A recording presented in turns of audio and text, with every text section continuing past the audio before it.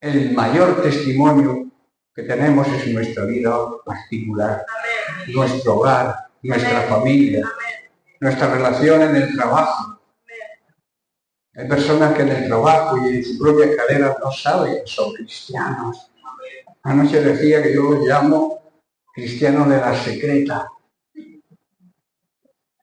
porque no quieren que nadie se entere de que son cristianos, porque igual salen perjudicados.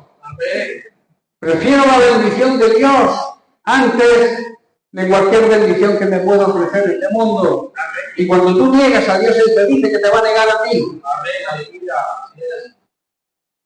El pastor decía sobre somos la luz del mundo, yo también lo comentaba anoche, y la luz no se puede esconder. Tiene que estar en lo alto para que alumbre. Si no nos escondemos, no somos verdaderos convertidos. Quizás seamos convencidos, los simpatizantes que hay muchos, las iglesias están llenas de convencidos, pero no llegan a estar convertidos. No han pegado el cambio radical que se debe pegar. Eso es una realidad. Las iglesias están llenas de personas llamadas cristianas, entre comillas, pero que con su testimonio y con su vida no predican a Cristo. Yo suelo decir en mi congregación, creo que Mauricio lo ha oído alguna vez, que si no predicas, si no haces lo que predicas, no prediques. Quédate en tu casa escondido, escóndete si tu testimonio no corrobora lo que dices. Porque estás pisoteando el nombre de Cristo. Y estás... Cuando un hermano en una congregación hace algo mal, repercute en toda la congregación. Si tú haces algo mal, enseguida dice, mira, la iglesia, mira cómo son. Ya nos tachan a todos del pecado de esa persona. Por eso es una gran responsabilidad ser cristiano. Porque no todo el que dice ser cristiano actúa como un verdadero cristiano y sigue a Cristo como hay que seguirle. Los creyentes, por tanto, debemos ser fieles y debemos vivir de acuerdo a las condiciones del pacto de Dios en nuestra obligación y nuestra responsabilidad. La fidelidad de Dios constituye y consiste en una verdad eterna en la cual podemos confiar. Yo igual no confío, o tú no podrás confiar en mi fidelidad, pero nosotros tenemos la garantía de que sí podemos confiar en la fidelidad de Dios, porque Dios no es hombre para mentir, no es un ser humano como nosotros, que cambiamos de actitud según nos vengan las consecuencias que tengamos. Somos volubles de alguna manera, pero Dios no es así. Dios es fiel, aunque tú seas infiel. La fidelidad también es eterna, no se termina, no cambia, sino que permanece para siempre. Y como digo, nos da la seguridad y la garantía de que Dios no falla, es infalible, no se equivoca. Y a su tiempo, que a veces esa es otra cosa que no entendemos, a su tiempo, al tiempo suyo, Dios nos va a conceder lo que necesitemos. A eso se le llama el tiempo oportuno de Dios. Porque igual, si te lo concede antes, no te conviene. Dios siempre llega en el momento justo. A veces queremos las cosas como cuando nos ponemos delante del microondas, 2 minutos calentando el café y estamos ahí súper nerviosos. Y a veces le pedimos al Señor cosas y las queremos ya. Señor, dame paciencia, pero dámela ya. Y la paciencia es la constancia, la perseverancia, saber esperar aunque deseemos mucho aquello que esperamos. Saber también cuando te insultan o te dicen algo, contar hasta 3 o hasta 33 antes de responder, porque una blanda respuesta aplaca la ira. Y a veces nos sale el muerto, como yo digo. El que debe estar muerto resucita. El que debe estar crucificado con Cristo nos sale de golpe. Y luego, perdón, me he equivocado. Pero has disparado. Has herido a alguien. Ya no hay remedio, ahora como lo arreglas. Piensa y medita. El sabio, antes de decir, piensa lo que va a decir. El necio dice lo que piensa sin llegar a ver las consecuencias. Y por eso la Biblia lo llama necio. Porque hay que pensar antes de hablar. Amén. Amén. Por tanto, la fidelidad de Dios también tiene poder. Porque proviene de un Dios todopoderoso. Nunca se debilita, nunca se desvanece, sino que supera y prevalece sobre todas las circunstancias, por difícil que nosotros las veamos. La palabra fidelidad en el idioma hebreo tiene varias traducciones. Una de ellas es emet, que significa verdad y fidelidad. Esto indica que tenemos que ser fieles a la verdad,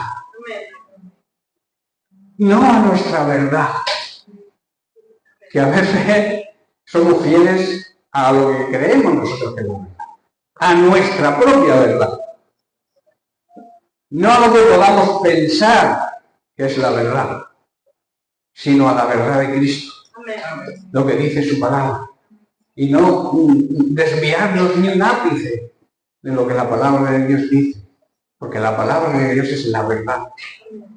Y cuando le echamos un poco de levadura, la contaminamos. Porque un 1% de mentira, cuando estamos hablando, es una mentira total. Jesucristo aseguró que Él era la verdad auténtica, la verdad absoluta.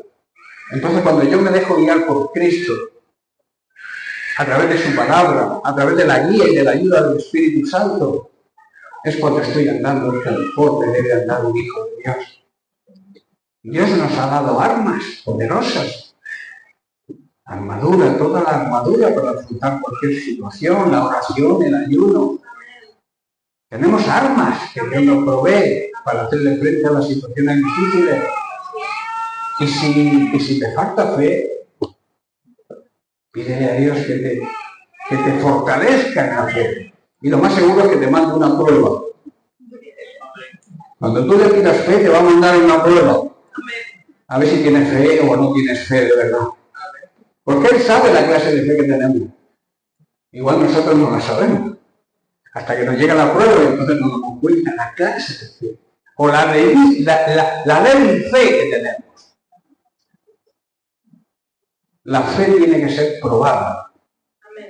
Pedro dice que debe ser probada como se prueba el oro, como se purifica el oro a través del fuego. La prueba es un fuego. A nadie le gusta atravesar problemas y pruebas, ¿verdad? Pero eso nos fortalece la fe. Para que la siguiente prueba, que será más difícil, ya tengamos una experiencia y podamos afrontarla, ¿verdad? También significa lealtad, guardar, cuidar, profesar a alguien la debida fidelidad. Dios es fidedigno, que quiere decir que es digno de recibir nuestra fidelidad. Una persona fidedigna es verídica y es exacta. No hay mentira en él. La mentira es el deporte nacional. Nos gusta la mentira. Y empezamos con si la mentira azul, la mentira verde, la rosa, la amarilla, la piadosa. Mentira es mentira.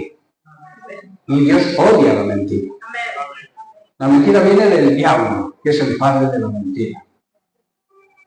Se coge antes a un mentiroso que a un cojo. Y el mentiroso tiene que tener una gran memoria. Tiene que acordarse de sus mentiras, porque si no le van a pillar.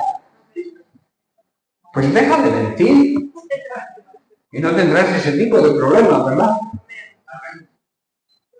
La verdad prevalecerá siempre sobre la mentira. La verdad siempre vence a la mentira. Por eso una persona fidedigna es verídica, todo lo que dice, todo lo que comenta. Y es digna de confianza. La persona que te engaña una vez, tú puedes tener mucha confianza en una persona, pero si te engaña una vez, ya estás con recelo.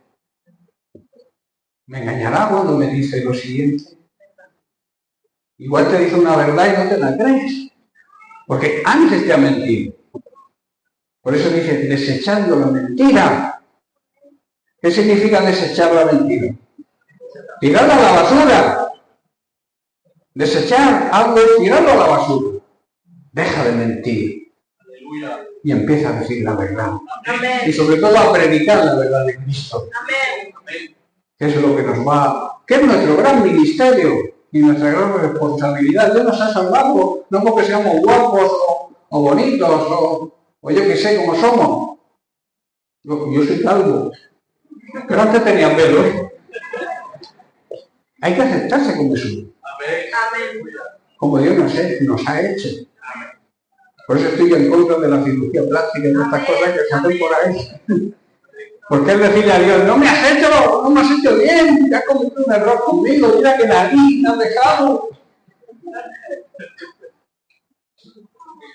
Dios es tan bueno que tiene misericordia de nosotros. Y Él es fiel a nosotros. El fiel de la balanza tiene la raíz en esta palabra precisamente e indica exactitud en el peso. Por eso se le llama fiel. La balanza tiene que marcar el fiel. Cuando marca es el peso exacto. Y nosotros tenemos que ser así, hermano. Todas estas cualidades, la verdad, la veracidad, la certeza, la sinceridad y la firmeza son cualidades de Dios. Y tienen que ser cualidades de todos sus hijos. Si somos hijos de Dios verdaderos, tenemos que tener las mismas cualidades. La palabra emet también está relacionada con el verbo amán, que tiene un significado básico de estar y ser firme en lo que creemos. No desviarnos, ni un ápice, porque en el momento que nos desviemos ya no somos fieles. Los creyentes debemos primero ser fieles a Dios. Actitud de fidelidad, primero a la palabra de Dios, y no cambiar ni un ápice de lo que la palabra de Dios dice. Porque la palabra de Dios dice lo que Dios quiere que diga, no lo que yo quiero o deseo según mi circunstancia que diga. Dice lo que dice. Esto habla también de la segunda parte. Significa que tenemos que adquirir compromiso con su obra, ser fieles con su obra. Esto habla también de diezmos y ofrendas. Que hoy en día muchos creyentes son fieles en todo, menos cuando se les toca la cartera.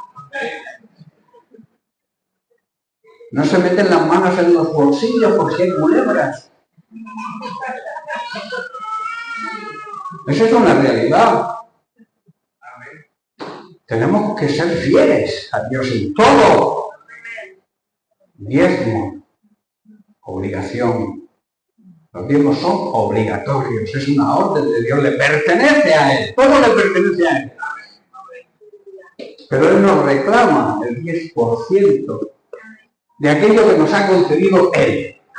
Porque si tú tienes un trabajo y ganas un dinero es porque Él lo ha permitido. Si tú tienes una gran empresa y ganas muchos millones de euros, es porque Dios lo ha permitido. Porque te llega una enfermedad y en 5 minutos has desaparecido de este mundo. ¿De qué sirve todo lo que ha ganado? Como la Biblia dice, ¿de qué le servirá al hombre ganar todas las riquezas que hay en el mundo si al final se pierde su alma? Si al final se condena. Muere espiritualmente. Por eso debemos ser fieles en el compromiso que tenemos como miembros de la congregación. Las iglesias funcionan como todo con dinero. ¿Para qué quiere el pastor el dinero? Pues para irse de juerga por ahí todos los días. El pastor si quiere comer que trabaje. El pastor no trabaja. Somos los únicos que trabajamos los domingos. Y a veces a las 4 de la mañana te llama un hermano con un problema que se ha peleado con la mujer o con una... y quieres que tú a la distancia se te arregle. Nosotros estamos dispuestos, o sea, no tenemos horario. Pero no tenemos un trabajo, no es un trabajo. Si queremos comer, tenemos que trabajar aparte.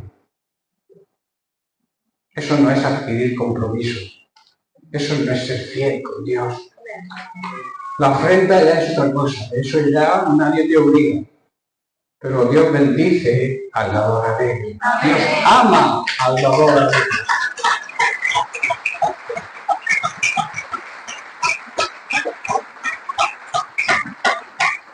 Dios lo merece, hermano. Dios merece nuestra fidelidad, puesto que su fidelidad significa que Él no cambia en su naturaleza.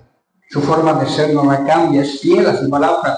Él prometió salvar a su pueblo e hizo milagros para salvarlo. Y todavía murmuraban. Habían pasado el Mar Rojo como un gran milagro. Separó las aguas del Mar Rojo. Destruyó al ejército del faraón. Y luego se quejaban. Camino de la tierra prometida se quejaban. Cuando entraron en el desierto, tenían el maná. Y se quejaban. ¿Por qué no comemos carne alguna vez? ¿Algún bistec de ternera o un pollo al chilindrón? Y el Señor le mandó perdices. Y dice que le salía la comida por las ovejas, la carne de las ovejas, le salía por las ovejas y todavía seguía murmurando. Muchos no entraron en la tierra prometida por eso. Continua queja. La queja nunca trae bendición, hermano. Amén. Hay quien se queja de lo que no tiene y no valora y no da gracias por lo que tiene. Tenemos la gran bendición de Dios, que es nuestro Padre que nos ama. Amén. Tenemos la gracia de Dios que nos salva. Amén. Y tenemos al Espíritu Santo como nuestro guía para llevar la vida cristiana que un buen hijo de Dios debe llevar. Y en segundo lugar debemos ser fieles, leales, amables, bondadosos, hablar con gracia y con agrado, tener misericordia, empatía con aquellos que quizás no nos caigan tan simpáticos. Amén. Y sobre todo servicio. La vida cristiana es una vida de servicio. Amén. El que no sirve, el que no vive para servir, no sirve para vivir. Jesucristo vino a servirnos. Él dice, yo no he venido para que me sirvan, sino a servir y dar la vida, entregar la vida. Durante su ministerio, entregando su vida, dedicando su vida a enseñar el plan de salvación ideado por Dios, creado por Dios. Y en segundo lugar, estuvo dispuesto a dar su vida física, porque el perdonar en la Biblia siempre va acompañado de sangre, de la sangre de Cristo. La sangre de Cristo nos trae perdón, el sacrificio de Cristo nos trae el perdón de pecados. Alguien tenía que morir para que tú y yo fuéramos salvos. La paga del pecado es muerte. Pero no muerte física. Ahí se está hablando de la muerte espiritual, de la condenación eterna, el infierno.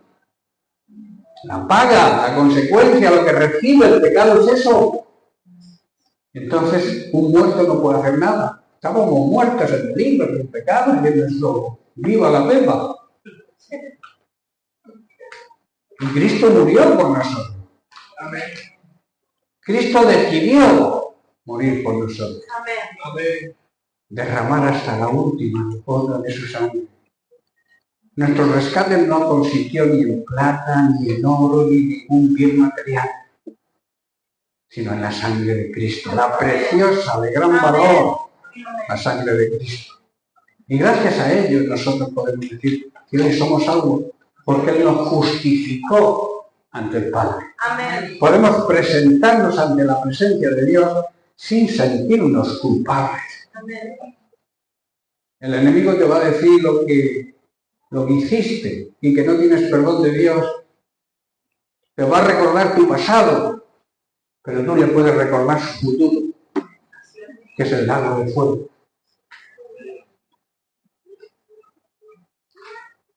El enemigo va a hacer en tu vida lo que tú le permites hacer. Porque la victoria de Cristo es nuestra victoria. Cuando tú aplicas la victoria de Cristo, la sangre de Cristo la aplicas a tu vida, eres más que vencedor. No eres un vencedor, eres un más que vencedor. Y la sangre de Cristo te limpia. Y te limpia de toda maldad. Y te perdona los pecados si hay un arrepentimiento verdadero y genuino. Por eso tenemos la obligación de ser fieles en Dios en todo. Fieles con nuestros hermanos, fieles con Él, fieles con la gente que nos rodea. Debemos ser solidarios con todos. Así es nuestro Dios, hermanos, y nosotros tenemos que imitarle. ¿Qué significa seguir a Cristo? Imitar a Cristo. Seguir sus enseñanzas, que Él las puso en práctica. Él las enseñó y las llevó a la práctica. Eso significa seguir a Cristo. Por eso en el Salmo 117, versículo 2, el salmista declara lo siguiente. Dice, porque ha engrandecido sobre nosotros su misericordia. ¿Sabéis que su misericordia es nueva cada día? Se renueva cada día. O sea, hay novedad de misericordia cada día de nuestra vida. Y añade, y la fidelidad de Dios es para siempre. O sea, es eterna. Esto es un motivo, hermanos, para que le alabemos y le adoremos. En la adoración y en la alabanza hay un gran poder. La adoración y la alabanza no es un tiempo que la Iglesia o con los que llevan la alabanza dedican para esperar a los que vienen con retraso. Porque muchos creen que lo más importante es la palabra, es importantísima. Pero alabar a Dios, sentirnos orgullosos de Él y adorarle rompe cadenas. Si tú vienes con alguna atadura, con algún problema, la alabanza te libera. Amén. Y eso tenemos que tenerlo en cuenta, por eso tenemos que ser puntuales. Yo suelo decir en mi congregación que el que llega medio antes, llega tarde. Hay que estar por lo menos 3/4 de hora antes para ponerse en comunión con Dios, dejar las cargas, deshacerse de todos los problemas que podamos tener mañana. Confórmate con el día de hoy, ya vendrá mañana y tendremos otros problemas. Cada día tiene su propio afán. El día del Señor es para dedicarlo al Señor. Amén. Para bendecir a Dios, para alabarlo. Y recordar bien la alabanza y la adoración, si no va unida a la obediencia, no sirve de nada. Abraham, cuando iba a sacrificar a su hijo, le dijo a sus criados, esperar aquí con el burrito, en un burrito, que mi hijo y yo vamos a adorar a Dios. ¿Qué es lo que iba a hacer Abraham? Obedecer a Dios. Amén. O sea que la alabanza y la adoración, si la obediencia a Dios nos sirve. Amén. Y además para recibir la bendición de Dios, debemos también ser fieles en medio de la prueba. Hay personas que mientras que les va bien son fieles en todo. Gloria a Dios, aleluya, aquí están viviendo mis ofrendas. Pero cuando tienen un problema, se olvidan de alabar a Dios. Incluso dejan de venir a las iglesias. Eso no es ser fieles con Dios. Debemos demostrar, si somos verdaderos creyentes, debemos demostrar fidelidad a Dios aún en medio de las circunstancias más difíciles. Cuando amamos y somos fieles a Dios en medio de la prueba, debemos saber que Dios hace que todo coopere para el cumplimiento del propósito que Él tiene para nuestra vida. En Romanos capítulo 8, verso 27 leemos, Pablo dice, y el Padre es quien conoce cada corazón, Él nos conoce mejor que nosotros mismos, y sabe lo que es el Espíritu Santo, que está en armonía totalmente con el Padre y con el Hijo. Sabe que el Espíritu Santo intercede por todos los creyentes, porque esta es la voluntad de Dios. Verso 28. Y sabemos que los que aman a Dios, condición indispensable, porque a veces leemos el versículo de esta manera. Sabemos que todas las cosas nos ayudan a Dios según el propósito que Dios tiene para nosotros. Muchos leen este versículo así y se olvidan de que la condición indispensable es amar a Dios. Y el que ama a Dios le obedece. El que ama a Dios cree en Dios. Tiene fe y confianza completa en Él. Entonces, si estás en esa circunstancia, cualquier cosa que te ocurre es para tu bien. Y sobre todo para que el propósito que Dios tiene para ti se pueda cumplir. No malinterpretemos la Biblia. La Biblia dice lo que dice. Dios hace que todas las cosas cooperen, que trabajen juntas, que formen una sinergia. Unir fuerzas significa eso, sinergia. Sinergia es que dos personas pueden conseguir más que una sola. Por eso unen fuerzas. Cuando tú formas una sinergia con Dios, unes fuerzas con Él, podremos solucionar cosas que por nuestra propia fuerza no podremos. Por eso dice que todo lo que le ocurra, si de verdad le amamos, es para que su propósito, no es nuestro, se cumpla en nosotros. Pero para eso debemos conocer el propósito de Dios. Yo llegué a la siguiente pregunta, no me la contesto. ¿Conoces el propósito de Dios para tu vida? ¿Lo conoces? El propósito de Dios se consigue y se conoce teniendo una buena comunión de intimidad con Él. Si tú conoces a Dios de lejos, porque Dios no habla a gritos. Si tú te pones a hablar con Dios, pero vives lejos de Dios, no vas a conocer nunca el propósito de Dios. Te tienes que acercar a Él, que Él te susurre a tu oído en intimidad con Él cuál es su propósito, cuál es lo que tiene Él preparado para tu vida, cuál es tu ministerio. La gente anda buscando ministerios, pero no tiene comunión con Dios. Y eso es imposible. Para que Dios te muestre su propósito, tienes que tener una relación íntima con Él. Si no, es imposible. Y a veces por el estrés, por las prisas, apenas oramos, hermanos. Luego oraré, porque ahora llevo mucha prisa. Levántate media hora antes y dale las primicias a Dios.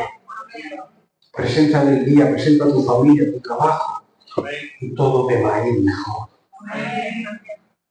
No esperes al final, porque el diablo te va a entretener todo el día. Y cuando llegues cansado o cansada a casa, a la noche, mañana será otro día. Y así va pasando un día y otro día. Y no tenemos relación con Dios. Y por tanto no conocemos, no llegamos a conocer el verdadero propósito que Él tiene para nosotros. Verso 29, porque a los que antes conoció, las personas que ya no están con nosotros y que conoció antes, también les predestinó, o sea, les hizo un llamado santo para que fuesen hechos conforme a la imagen de su Hijo, para que Él sea el primogénito entre muchos hermanos. Hermanos, esto es una bendición, tener a nuestro Señor y Salvador Jesucristo como nuestro hermano mayor. El hermano mayor siempre protege a los demás, ¿verdad? Tiene en las familias de la tierra, en nuestras familias, el hermano mayor siempre tiene la misión de proteger a los niños más pequeños, a los hermanos. Pues eso es lo que hace Jesús. Es el primogénito, y que lo llama nuestro Padre Jesús. Pues no, el Padre es el Padre y Jesús es nuestro hermano mayor. Y eso es una gran bendición, hermano. Dios conoce a los suyos por su amor y su fidelidad. Y de antemano nos elige, nos selecciona, nos llama a la selección de su equipo, para que lleguemos a ser como su Hijo. Ese es el primer y gran propósito de Dios, a fin de que su Hijo, como he dicho, se convierta en el Hijo mayor de todos los que formamos la familia de Dios. Pero la decisión para que esto se cumpla es nuestra. Es nuestra respuesta al llamado. Muchos son los llamados, pero Dios solo elige a aquellos que responden a su llamado. ¿Estáis entendiendo? Amén. Lo que la ley de la predestinación, de que una vez salvo, siempre salvo, yo no me lo creo. Dios nos llama. Pero si no contesto, me lo pierdo, ¿verdad? Eso es lo que hace Dios. Dice, nos eligió de antemano. Estamos predestinados a obedecer a Dios, a responder al llamado que nos hace. Él nos hace un llamado santo, nos llama a la sanidad, nos llama a la salvación. Pero nosotros decidimos. Él nos ha concedido el libre albedrío y eso no es negociable. Eso es para siempre. Lo que Dios concede, concede. Tú tienes la decisión, para eso tienes tu alma, tu mente, el poder de decidir si sirves a Dios, si sigues a Dios, o le das de lado, rechazas el amor de Dios. Cuando rechazamos a Jesucristo, estamos rechazando el amor de Dios. Gran bendición y gran privilegio. Por eso si amamos de verdad a Dios, y ya estoy terminando, si somos fieles en todo, creeremos y tendremos fe en que Dios va a tener el control de todas las circunstancias que nos ocurran. Dios controla el universo, es su trabajo. Y nos controla a nosotros, lleva el control de nuestras vidas, pero no nos manipula ni nos teledirige. Él sabe cómo somos y sabe lo que tenemos en Él y sabe cómo somos y de la manera que vamos a responder. Por eso la decisión es nuestra. Tú eres salvo porque decides ser salvo y porque Jesucristo pagó el precio por tu salvación. Pero tienes que aceptarlo. Tienes que aceptar el sacrificio de Cristo. Tienes que reconocerlo como Señor y único Salvador. Porque no hay otro camino al Padre. Él mismo lo dijo. No hay otro camino al Padre que yo. Palabras de Jesús. No hay otro mediador. No hay nadie que podamos acercarnos ante la presencia de Dios y no es a través del Hijo. Nadie nos va a salvar si no es el Hijo. Hoy en día hay muchos mediadores, muchos iluminados por ahí. Otros aseguran, hay una secta por ahí nueva, que el otro día lo comentábamos, de una profeta alemana que dice que ella es la hija de Dios ahora, encarnada en una mujer, en un ser humano. Es como el segundo Jesucristo, pero en mujer. Barbaridades, y la gente sigue toda esta historia y todas estas barbaridades. Que a los animales no hay que matarlos, que no hay que comer carne, porque ha montado esta empresa secta. Tiene una gran cadena de productos veganos. Entonces, claro, para promocionar sus productos, dice que no hay que matar animales, que hay que comer sus productos. Y la gente lo sigue. Y la gente, no sé, nosotros tenemos la verdad, conocemos la verdad. Sabemos lo que debemos hacer y lo que tenemos que hacer, la obligación que tenemos, pero nadie nos obliga. Si tú quieres ser salvo, tienes que aceptar a Jesucristo como Señor y Salvador. Reconocer tus pecados, arrepentirte y que el Señor empiece a dirigir tu vida. Ese es el paso más importante que un ser humano pueda tener. El problema, hermanos, y termino, muchas veces que muchos llamados creyentes dan por hecho, quizá con un asentimiento mental, no del corazón, que Dios tiene el control, pero realmente no lo creen. ¿Amén? Bien, pues lo dejamos aquí porque el siguiente tema lleva tela, que es Dios tiene el control, Dios gobierna. Tiene la máxima autoridad. Dios es soberano, los reyes son soberanos, que significa que tienen la máxima autoridad. Es un tema muy importante, pero que llevaría otra sesión que en otro momento, si se presenta, lo haremos. Que el Señor les bendiga.